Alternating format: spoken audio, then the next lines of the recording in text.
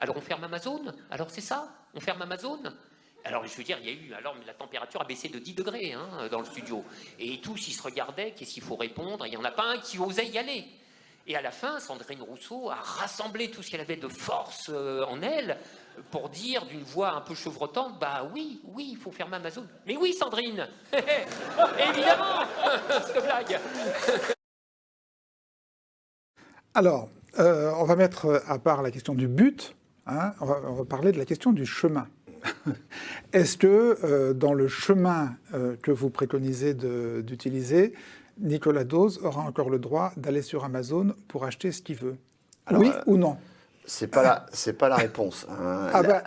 La question, c'est il va falloir créer. Non, mais c'est ma question. La décroissance, moi je le remplace facilement, ça commence par un D aussi, par la question de la démocratie. Et je crois que ça allait vers un modèle démocratique autour de délibération citoyenne. Et l'exemple de la Convention citoyenne pour le climat était de ce point de vue-là une aventure intéressante. Qu'est-ce que vous répondez à Nicolas Dose qui vous demande qu'on ouvre un débat de société. À partir de quand m'interdirez-vous d'aller sur Amazon pour acheter ce que je veux? Alors qu'on ouvre un débat de société sur ce qu'est réellement Amazon de manière transparente, en conscientisant ce débat.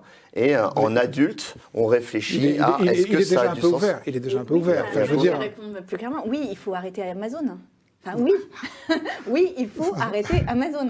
Parce que Amazon, c'est vraiment le modèle par excellence qui contrevient à toute valeur et qui pollue extrêmement la planète.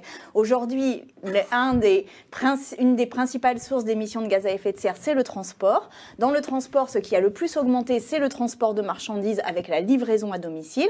Et les entreprises comme Amazon, qui par ailleurs emploient dans des conditions extrêmement difficiles les salariés, génèrent des émissions de gaz à effet de serre de manière incroyable. Donc oui, il va falloir sortir d'Amazon et du modèle d'Amazon. Oui. C'est justement la question. Enfin, quelqu'un de clair, et c'est pour ça que je vous ai adoré pendant les débats sur la PGE. Et c'est la question, c'est comment on y va. Et pour moi, c'est la question. Avoir raison est une chose, mais comment accompagner ce questionnement-là? Oui, il faut arrêter Amazon. Bon, malheureusement, vous n'avez pas été désignée candidate, mais rêvons.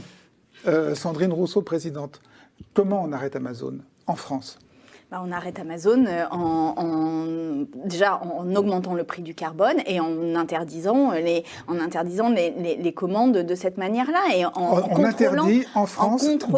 On interdit en France. Mais aujourd'hui, ce qu'il faut comprendre, c'est que on interdit en France les commandes sur Amazon.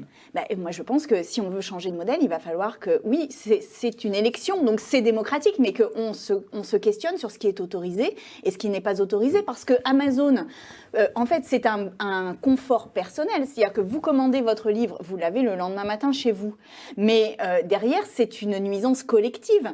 C'est des camions, c'est de la pollution, c'est de la santé dégradée, c'est des hangars sur des zones qui sont bétonnées. Et donc, c'est de la nuisance collective pour un bénéfice personnel lié à quelques heures de livraison.